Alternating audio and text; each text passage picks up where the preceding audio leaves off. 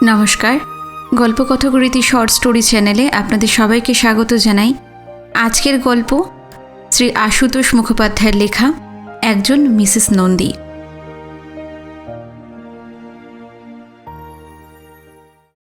মুখ না তুলেও ডক্টর বসু টের পেলেন আর একজন কেউ ঘরে এলেন।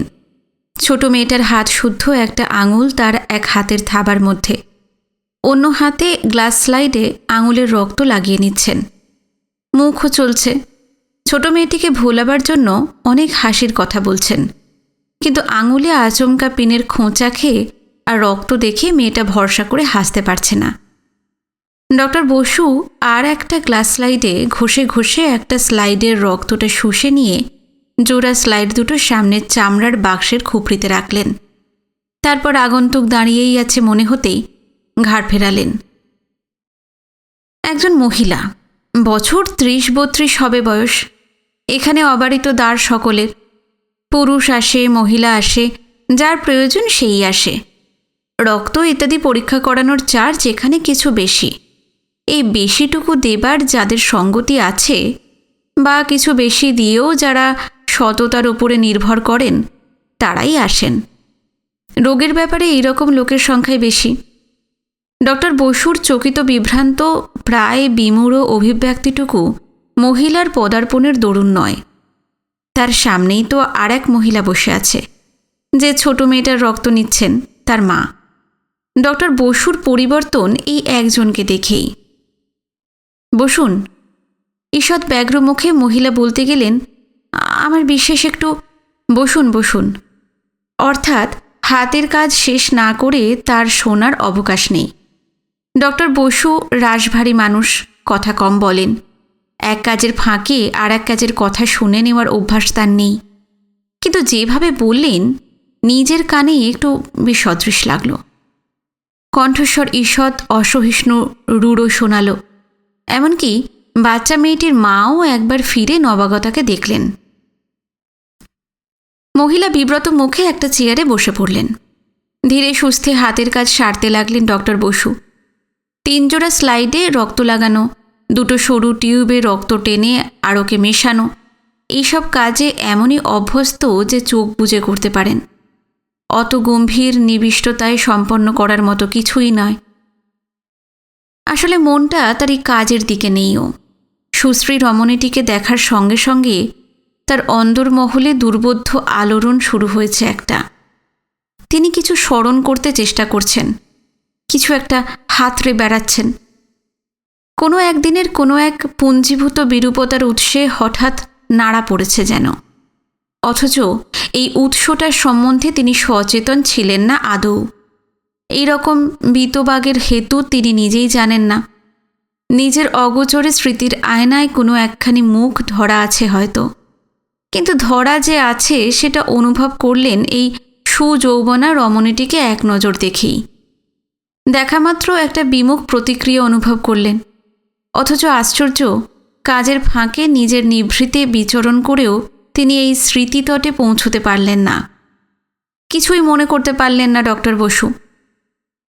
ঘুরে বসে আর একবার সুন্দর মুখখানা দেখার ইচ্ছে। সুন্দর কিন্তু সুবাঞ্ছিত নয়। ঘুরে বসলেন না। দেখার অবকাশ এক্ষুনি মিলবে, কিন্তু কার সঙ্গে কাকে মেলাবেন মনে না পড়লে দেখে কি করবেন? মনে তো পড়ছে না।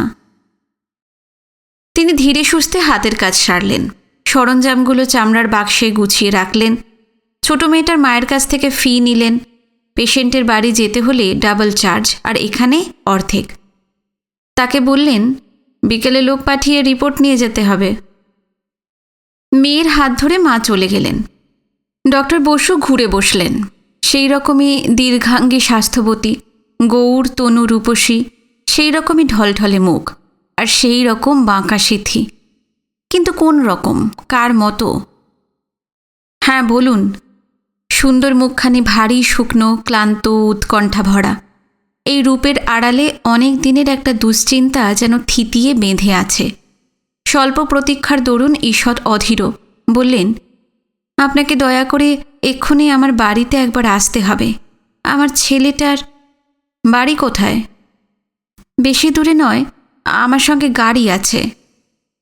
ডক্টর বসু চেয়ে আছেন, লক্ষ্য করছেন বাঁকা সিঁথির ফাঁকে সিঁদুরের আঁচড়, কমনীয় ভুরু, টানা চোখ। বললেন, গাড়ি আমারও একটা আছে, আপনি বাড়ির ঠিকানা বলে যান, যাব। মহিলা থতমত খেলেন একটু। এইরকম গম্ভীর নির্লিপ্ততার কারণ খুঁজে পেলেন না। ঠিকানা দিলেন, তারপর অনুনয় অনুরোধ করলেন, কেসটা খুব আর্জেন্ট ডাক্তারবাবু, আপনার ব্লাড রিপোর্টের ওপর আমার ছেলের প্রাণ নির্ভর করছে। বলতে বলতে টানা চোখের কোণ দুটো একবার কেঁপে উঠল বুঝি। সামলে নিয়ে বললেন, বড় ডাক্তার বিশেষ করে আপনাকে ব্লাড দিয়ে করানোর কথা বলে দিয়েছেন।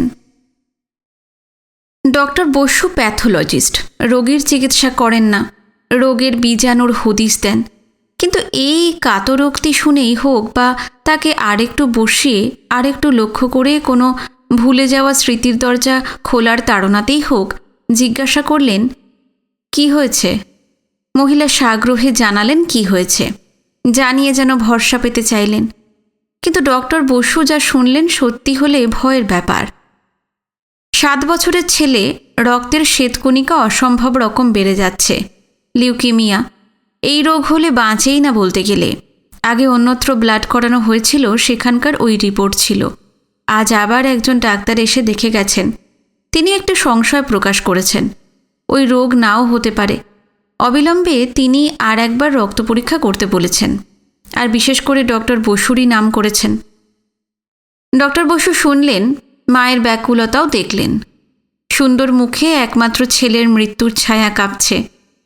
ডক্টর বসুর মনে হলো, তবু মেয়েটি যুঝছে, ছেলে বাঁচবে না বিশ্বাস করতেই চাইছে না, মুখের ওপর ওই ছায়াটাকে বসতে দিতে চাইছে না। কিন্তু তবু এই আকুতি যেন মর্মস্থলে পৌঁছচ্ছে না ডক্টর বসুর। তার কেবলই মনে হচ্ছে 30-32-এর এই স্থির যৌবনে দোলা লাগলে ওই সুন্দর মুখে হাসি, ওই টানা বিষণ্ণ চোখের গভীরে কটাক্ষের বিদ্যুৎ ঝলসালে কার সঙ্গে যেন মিলবে, যা স্মৃতি বাঞ্ছিত নয় আদৌ, যা স্মৃতি একরাশ বাষ্পীয় ক্ষোভের মতন অবচেতন মনের তলায় জমাট বেঁধে আছে। কিন্তু কার স্মৃতি ভেবে না পেয়ে ডক্টর বসু নিজেই অবাক। আপনি যান, আমি আসছি। মহিলা এবারে হয়তো অন্যরকম আশা করেছিলেন, ভেবেছিলেন তার সঙ্গেই আসবেন। আবার অনুরোধের ভরসা না পেয়ে কাতর মিনতি ভরা চোখে তাকালেন শুধু। আপনি যান, আমার দেরি হবে না, আসছি। মহিলা চলে গেলেন। গেট পর্যন্ত দেখা গেল। ডক্টর বসু দেখলেন, এই রমণীর চলাফেরা, গাড়িতে ওঠা মাধুর্য ভবাই বটে, কিন্তু ডক্টর বসু তা দেখলেন না। মায়ের বিষণ্ণ করুণ মাধুর্য দেখলেন, আর কি এক মস্ত মিলের মধ্যে ঠিক তত বড়ই একটা বিপরীত অমিল দেখলেন।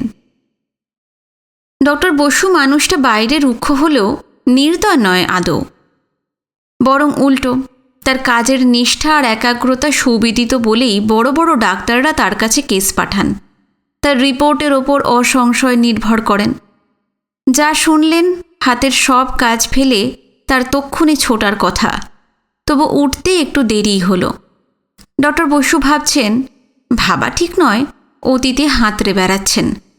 নিজের এমন অদ্ভুত প্রতিক্রিয়ার দরুন নিজেই হতভম্ব তিনি। ছেলেবেলায় অবশ্য খুব আবেগপ্রবণ ছিলেন, একটু কিছু হলেই ভিতরে ভিতরে চাপা অভিমানে গজরাতেন। বাবাকেও মনেও পড়ে না, শুধু মা ছিল। এই মাকে ঘিরেই যত মান অভিমান। অথচ দুদণ্ড ওই মায়ের চোখের আড়াল হলে অন্ধকার দেখতেন তিনি। বিগত দিনের পরিচিত মুখগুলো মনে করতে চেষ্টা করলেন, কিন্তু এই মুখ তো মনে পড়ছে না। তার পরিচিতের সংখ্যাও মুষ্টিমেয়, তাদের সঙ্গে সামাজিক যোগাযোগ নেই বললেই চলে। দিবারাত্র কাজে ডুবে থাকেন, সামাজিক উৎসব অনুষ্ঠানে যোগ দেবার ফুরসতও মেলে না। অনভ্যাসের দরুন এখন অবকাশ পেলেও যান না কোথাও। কোনো পেশেন্টের বাড়িতে কেউ তার সঙ্গে দুর্ব্যবহার করেছিল কি না ভাবতে চেষ্টা করলেন। 2-10টা বাড়ি থেকে রোজই তো কল আসে, গিয়ে রক্ত নিয়ে আসতে হয়, কিন্তু এই ঠিকানায় কখনো গেছেন বলে মনে পড়ল না। এই ধরনের স্থূল ব্যাপার কিছু নয়, ডক্টর বসু নিজেই ভালো জানেন। সামান্য ঝগড়া বিবাদে বা কারোর দুর্ব্যবহারে এরকম প্রতিক্রিয়া তার হয় না। নিজের যে চাপা আবেগটাকে তিনি খুব ভালো করে চেনেন, সেটাই কোনো কারণে আঘাত খেয়ে জখম হয়েছিল। অন্যথায় এরকম হতে পারে না। কিন্তু ওভাবে আঘাত দেওয়া দূরে থাক, ওই মেয়ে তো জীবনে তাকে এই প্রথম দেখল মনে হয়। অথচ এমন বিরূপতার মূলে এই মেয়ের সঙ্গে যে নিবিড় যোগ কোথাও আছে, ডক্টর বসুর তাতে কিছুমাত্র সন্দেহ নেই। ঘড়ির দিকে চোখ পড়তেই সচকিত হলেন। আরও আগেই ওঠা উচিত ছিল। তাড়াতাড়ি গাড়ি বার করলেন। বাড়ির নম্বর মিলিয়ে গাড়ি থেকে নামতেই প্রথমেই দোতলার দিকে চোখ গেল। বারান্দার রেলিংয়ে ঝুঁকে মহিলা দাঁড়িয়ে আছেন। তারই প্রতীক্ষায় উদ্গ্রীব মনে হলো। চোখাচোখি হতেই ওপরে উঠে আসতে ইঙ্গিত করলেন তিনি। নিজেও রেলিং থেকে সরে গেলেন। বাঙালি অবাঙালির মিশেল অভিজাত এলাকা এটা। ছবির মতন ছোট বাড়ি। বাড়ির গায়ে শুধু নম্বর ছাড়া কারোর নামের চিহ্ন নেই। ভিতরে ঢুকেও মালিকের রুচির পরিচয় মেলে। বসার ঘরের ভিতর দিয়েই ঢুকলেন তিনি।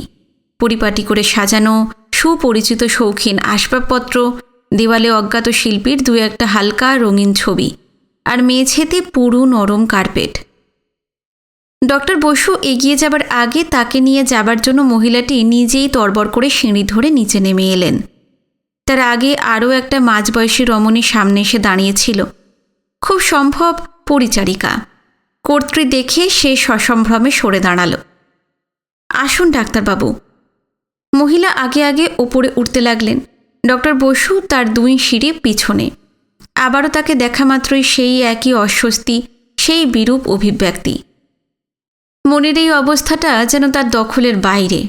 কোনো সুশ্রী মহিলার বাঁকা সিঁথি দেখলে এই রকম হয় কিনা চিন্তা করে নিলেন। তখনই নিজেই আবার বাতিল করলেন চিন্তাটা। সিঁড়ি দিয়ে এইভাবে নেমে আসা, ধীর পায়ে এভাবে ওঠা, এও যেন অচেনা নয়। অথচ তিনি চিনতেই পারছেন না।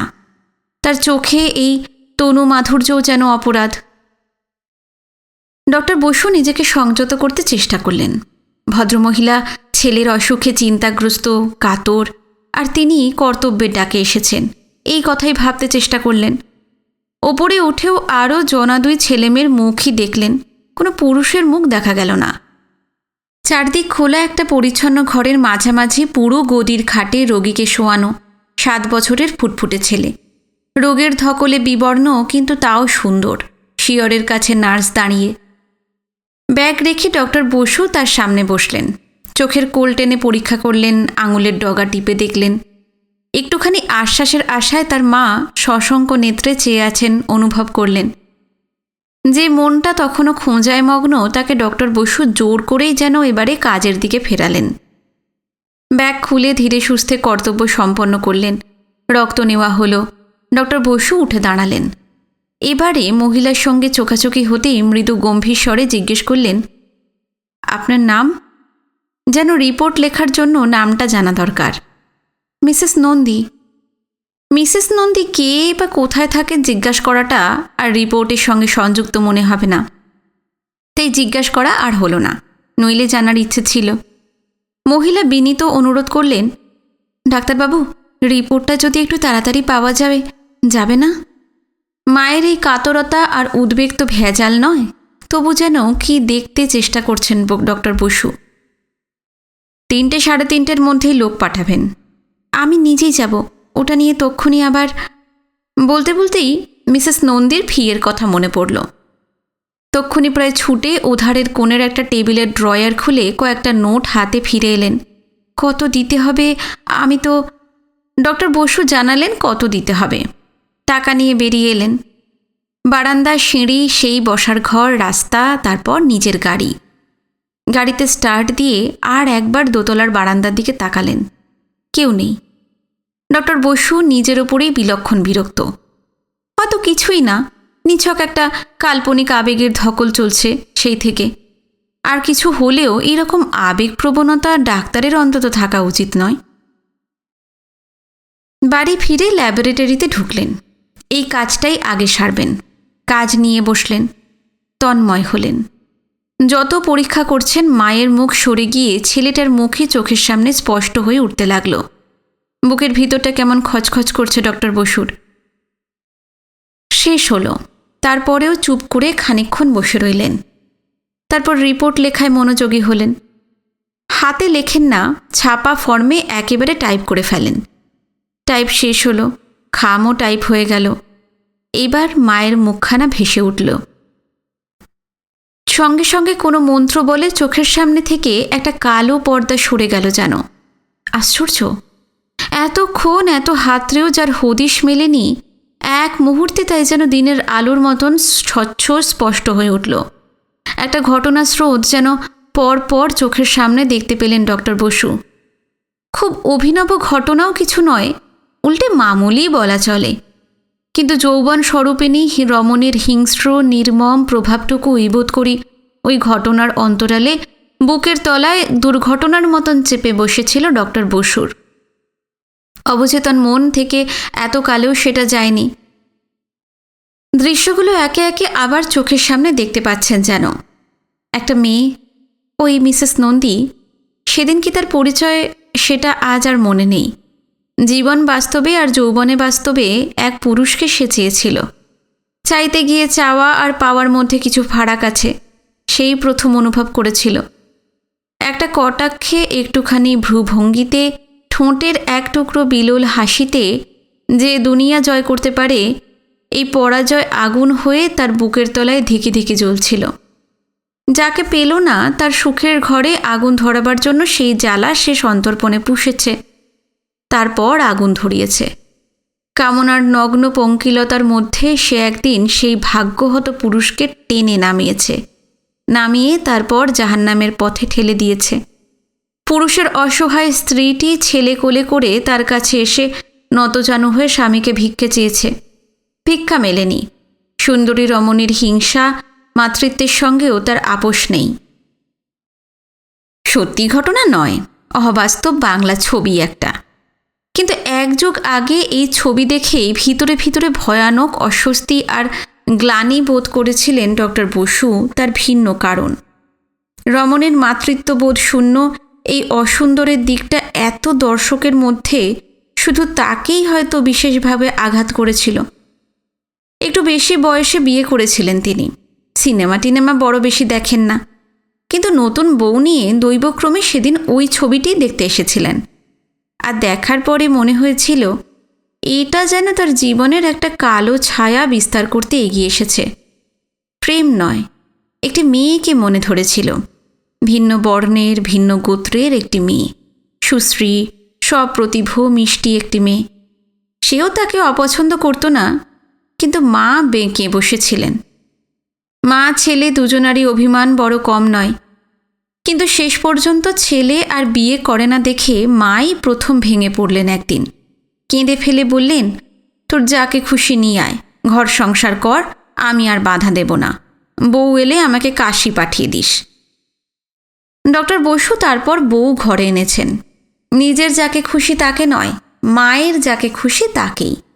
মা পিঠে হাত বুলিয়ে বলেছিলেন, তোদের জীবন খুব সুখের হবে দেখিস। ডক্টর বসু বিশ্বাস করেছিলেন, মায়ের কথার থেকে বড় তো কিছু নেই, অসুখেরও নয় তার সংসার। কিন্তু সেই দিন ওই ছবি দেখে একটা বড় রকমের নাড়াচাড়া খেয়েছিলেন ডক্টর বসু। বিয়েতে সেই মেয়েও এসেছিল, হাসি মুখে উপহার দিয়েছে, অভিনন্দন জানিয়েছে, নিমন্ত্রণ খেয়ে গেছে। ততটা তো এগোননি ডক্টর বসু, কোনো রকম দাগ পড়ার কথা নয়। তবু সেই মেয়ের চোখ দুটো একবার যেন বেশি চকচকিয়ে উঠেছিল মনে হয়েছে। কদিনের মধ্যে এই ছবির প্রতিক্রিয়া। যাকে একদিন মনে ধরেছিল তাকে আন্তরিক শ্রদ্ধা করতেন ডক্টর বসু। সেই শ্রদ্ধার মেয়েকে ছবির এই মেয়ে কেমন করে যেন গ্রাস করেছিল। ভীতি বিহ্বল চোখেই ছবিটা দেখেছিলেন। শেষে ছেলে নিয়ে এসে ভিক্ষা চাওয়া সত্ত্বেও যখন আর এক রমণের মাতৃত্ববোধ বড় হয়ে উঠল না, সেই দৃশ্য যেন আর সহ্য করে উঠতে পারছিলেন না ডক্টর বসু। অভিনেত্রীটি অর্থাৎ আজকের মিসেস নন্দী এই ধরনের ভূমিকায় সুপরিচিত। সেই আর্টিস্টই হবেন বোধ করি, কারণ ছবি শেষ হতেই অনেকের, বিশেষ করে স্বল্প মাসুলের দর্শকদের অনেক রকম চটুল রসালো মন্তব্য শোনা গিয়েছিল। ছবির কষ্টকল্পিত আবেদনের থেকেও ছলা কলাময়ী রমণীর যৌবনের সেই নির্মম স্থূল দিকটার আকর্ষণ যাদের কাছে অনেক বেশি। ছবিটা দেখার পর থেকে ডক্টর বসু সেই মনে ধরা মেয়েটির সঙ্গে কোনো যোগাযোগই আর রাখেননি। 3:30 2-5 মিনিট আগেই মিসেস নন্দী রিপোর্ট নিতে এলেন। শুকনো উদ্গ্রীব মুখ, আশায় আশঙ্কায় চাপা অস্থিরতা সুস্পষ্ট। ডক্টর বসু নিঃশব্দে রিপোর্টের খামটা তার দিকে বাড়িয়ে দিলেন। খামটা হাতে নিলেন তিনি। চোখে কাতর প্রশ্ন। কি শুনবেন সেই শঙ্কায় সাহস করে মুখ ফুটে জিজ্ঞাসাও করে উঠতে পারছেন না, কিন্তু চুপচাপ ফিরে যেতেও পারলেন না শেষ পর্যন্ত। কি দেখলেন? আগের সেই প্রতিক্রিয়া আর অনুভব করছেন না ডক্টর বসু, বরং একটু বিচলিত বোধই করছেন। তেমন ভালো বলে মনে হলো না। আপনি একবার ডাক্তারবাবুকে দেখান, তিনি বুঝবেন। এক নিমেষে সমস্ত আশা যেন নির্মূল হয়ে গেল। স্থানুর মতন মহিলা দাঁড়িয়ে রইলেন খানিক, তারপর ঝরঝর করে কেঁদে ফেললেন। নিঃশব্দ কান্না। নিজেকে সংবরণ করতে না পেরে দ্রুত ঘর থেকে বেরিয়ে গেলেন। গাড়িটা চলে যাওয়া না পর্যন্ত ডক্টর বসু ঘাড় ফিরিয়ে দেখলেন। প্রায় বছরখানেক পরে ডক্টর বসু বাংলা ছবি দেখতে এসেছেন আবার একটা। কতকাল বাদে সিনেমা দেখছেন ঠিক নেই। হঠাৎ আসেননি, অবকাশ বিনোদনের জন্যও নয়। কাগজে এক রমণী মূর্তির বিজ্ঞাপন আর নাম চোখে পড়তেই এসেছেন। বহুকাল আগের সেই গোছেরই একটা ভূমিকা, তবে এই ছবিতে কিছুটা আত্মত্যাগের মিশেল আছে।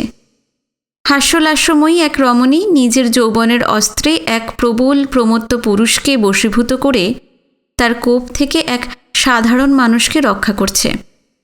ওই সামান্য মানুষটি একদা তার অনুরাগের পাত্র ছিল।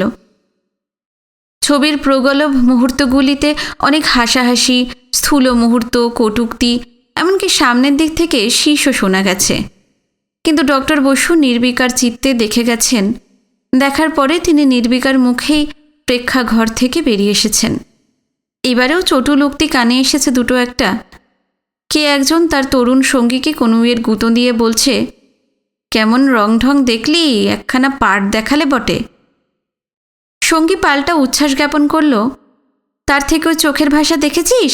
মায়েরি, যেন কটকট করে। ডক্টর বসু নির্লিপ্ত মুখে নিজের গাড়িতে এসে উঠলেন।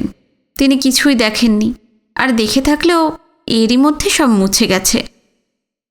তার চোখে শুধু একটা দৃশ্যই লেগে আছে, সেই দৃশ্যটা তারই বাড়ির নিচের একটা ঘরের। ছেলের ব্লাড রিপোর্ট হাতে তার সামনে দাঁড়িয়ে এক রমণী ঝরঝর করে কাঁদছে। সেই মুখের সঙ্গে সকলের মায়ের মুখই খানিকটা করে মেলে বোধ করি।